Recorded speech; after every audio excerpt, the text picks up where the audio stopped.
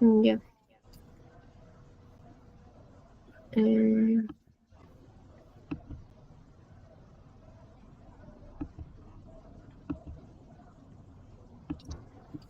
Ya, hay que grabar entonces.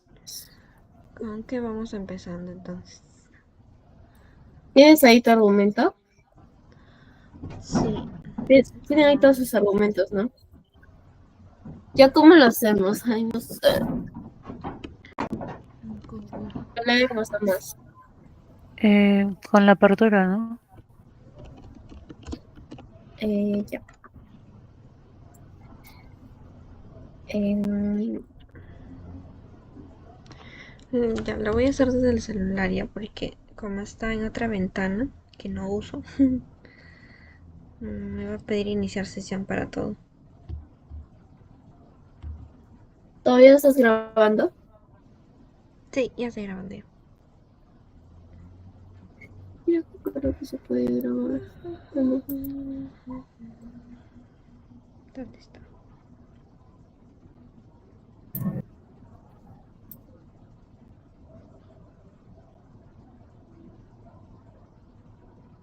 Yo tengo dos, o sea, es uno es la parte económica, pero me falta pulirlo un poquito más. Y el otro es como que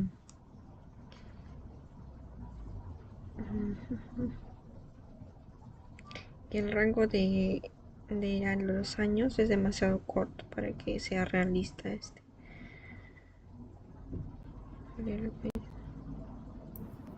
ya, entonces comienzo presentando. Ujú. ¿Por qué presentando? O no sé, no sé, ¿qué me le dijo para presentar? No sé, cada uno Ah, dio un argumento de apertura, pues, como para iniciar. ajá, si en casa nos tocase iniciar el debate.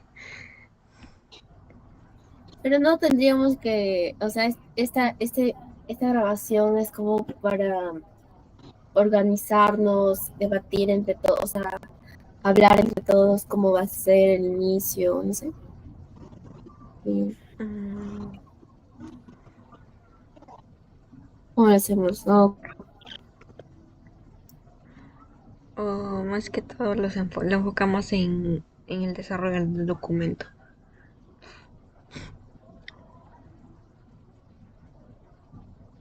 ¿qué? No sé, hay que ¿Cómo ir es? diciendo nuestros argumentos según el aspecto en el que estamos cubriendo. Ya.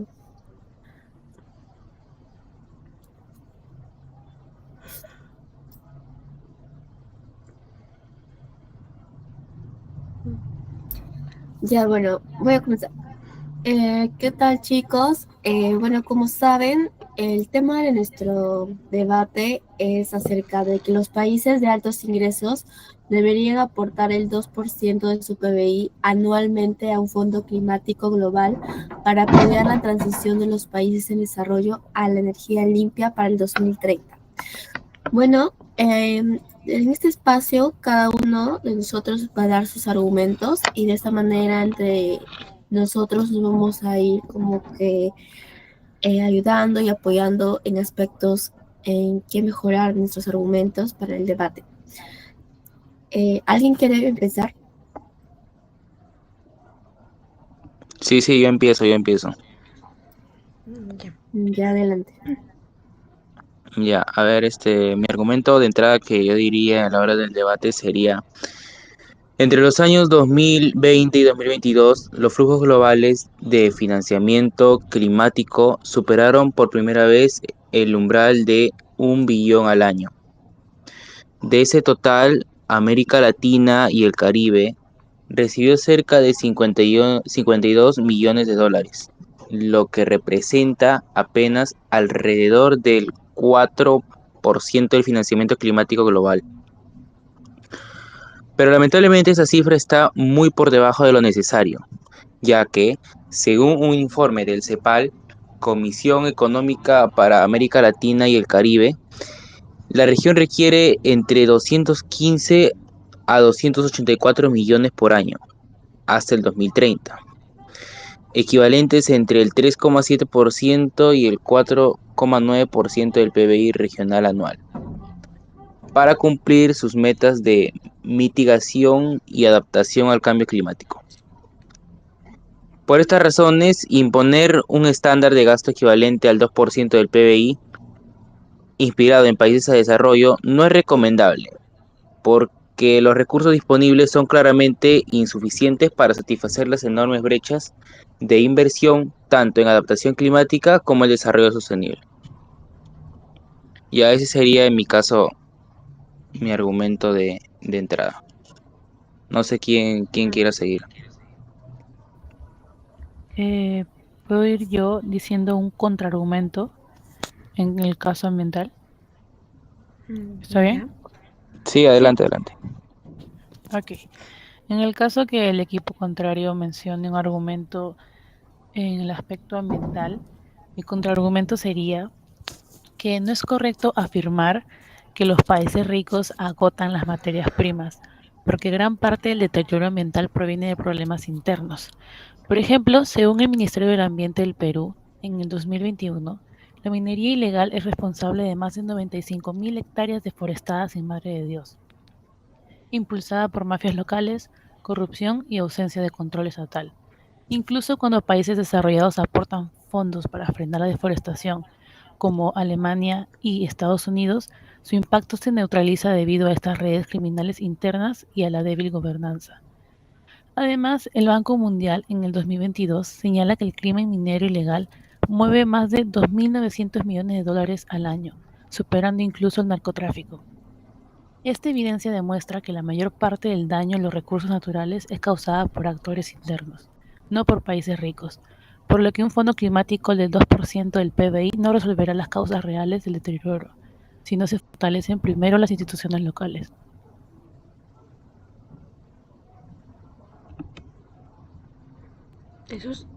Eso sería en caso de que tocaran lo que es materia prima, ¿no? Que a causa de la materia prima los países de altos ingresos se hicieron Sí, ricos. que los países ricos agotan las materias primas. Claro. El mío sería más que todo si es que el profesor nos dice para iniciar un nuevo argumento, porque más que todo también se enfoca en la parte institucional y administrativa de los países en desarrollo. Me comienzo ya. Dice. Pero, o sea, vamos a empezar con la tesis o de frente lanzamos el argumento. Lo que quiero saber. No, ya sería en ese caso el argumento, ya. Sí, no, ya. Sí. Obligar a los países de altos ingresos a aportar el 2% del PIB anual a un fondo climático global es técnicamente inviable y potencialmente contraproducente, porque el dinero por sí solo no resuelve los cuellos de botella que frenan la transición energética hacia el 2030 de los países en desarrollo. Estudios muestran que los límites principales son regulatorios de infraestructura y administrativos. McKinsey 2023 identifica que esas barreras son condicionantes clave del ritmo de despliegue de energías limpias, lo que significa que la velocidad de transición depende más de la capacidad institucional que de la disponibilidad de recursos financieros. En esta misma línea, KPM 2024 reportó que el 84% de las organizaciones del sector renovable enfrentaron retrasos significativos por permisos, capacidad insuficiente de red, infraestructura, lo que frena la expansión incluso si se incrementa la financiación. Por ello, los procesos no pueden acelerarse únicamente con aportes financieros de grandes sumas, sin antes resolver los cuellos técnicos y administrativos, ya que esto genera riesgo de congestión, sobrecostos y proyectos mal integrados. Y ahí quedaría el mío. Gracias, compañera. A continuación, yo también voy a dar mi argumento que se basa básicamente en si es que nuestro oponente nos lanza un argumento acerca de la responsabilidad histórica que tienen los países ricos. Ya. Tal como establece el Acuerdo de París en el Tratado establecido en el 2015, las contribuciones de los países deben regirse en el principio del artículo 2 y 4, responsabilidades comunes pero diferenciadas y capacidades respectivas. Esto significa que cada Estado define el nivel y la forma de sus aportes según sus circunstancias nacionales y su capacidad real, y no mediante la imposición de un porcentaje fijo uniforme como es el 2% del PBI para todos los países clasificados como altos ingresos. Además, datos recientes del Banco Mundial 2013 muestran que las mayores emisiones actuales no provienen solo de países ricos, sino también de grandes economías en desarrollo, como China, India o Brasil, que concentran más del 60% de gases de efecto invernadero. Por lo tanto, advierten que sin buena gobernanza, los grandes flujos de financiamientos climáticos son vulnerables a la corrupción, burocracia y la mala asignación de recursos, lo que reduce el impacto real y debilita la justicia climática que se busca. Por ello, los países de altos ingresos no deberían comprometerse en aportar automáticamente un porcentaje fijo, como es el del 2% al PBI, a un fondo climático global, sino a optar por mecanismos financieros más eficientes, transparentes y adaptados a las realidades de cada país.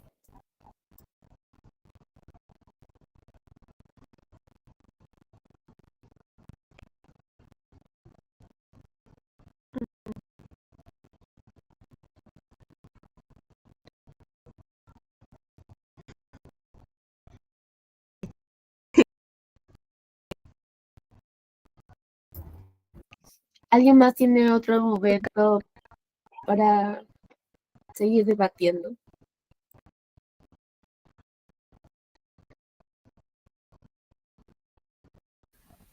Tipo, comenzar un argumento o en respuesta. No, quizás otro argumento si es que tienes, si es que no existe respuesta.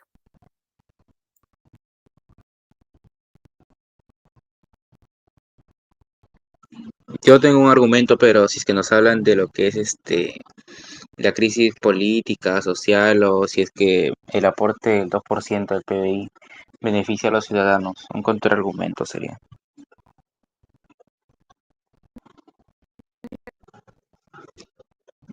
Ya. Bueno, en este caso un contraargumento, con base en los principios del Fondo Monetario Internacional sobre sostenibilidad fiscal, eficiencia del gasto y priorización del desarrollo humano, destinar un 2% del PBI al gasto militar en los países de América Latina y el Caribe no resulta recomendable, ya que la región enfrenta altos niveles de deuda pública, bajo crecimiento y fuertes presiones sobre el gasto social, factores que el FMI identifica como riesgos macroeconómicos cuando se incrementa el gasto en áreas de bajo retorno social. Los propios informes del FMI señalan que los países deben proteger la inversión tanto en salud, educación e infraestructura para evitar retrocesos en desarrollo y desigualdad, y que el espacio fiscal disponible debe utilizarse con máximo impacto social y económico. En este contexto, comprometer un monto rígido como el 2% del PBI para la defensa implicaría un alto costo de oportunidad, desplazando recursos que el Fondo Monetario Internacional considera esenciales para crecimiento sostenible, reducción de vulnerabilidades y estabilidad macroeconómica. Y ahí sería mi contraargumento.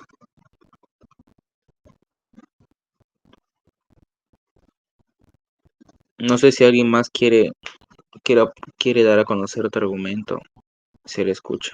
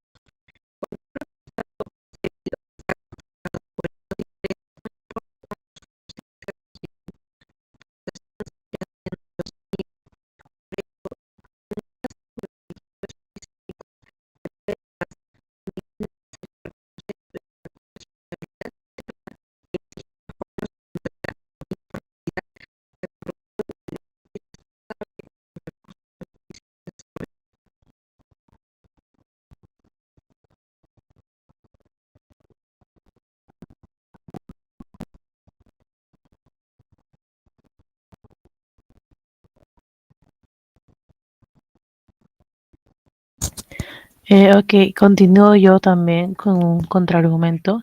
En caso de que el equipo contrario asegure de que el financiamiento climático asegure resultados ambientales y económicos para los países en desarrollo y los países ricos. Eh, ok, no siempre es cierto que más financiamiento climático asegura mejores resultados ambientales. El problema real no es la cantidad de dinero, sino su mala gestión. Según el Center for Global Development, Chikoka y Mitchell en el 2021 demostraron que el financiamiento climático internacional sufre fallas críticas que reducen su impacto ambiental, como la lentitud en la ejecución, la escasa transparencia y la débil rendición de cuentas.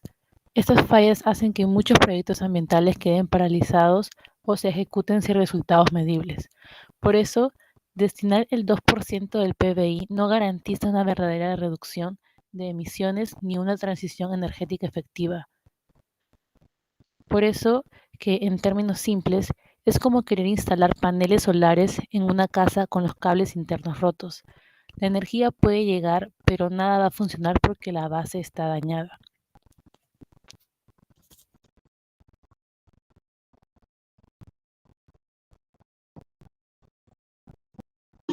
Ya bueno, la clase pasada Marisabel mencionó algo del Acuerdo de París y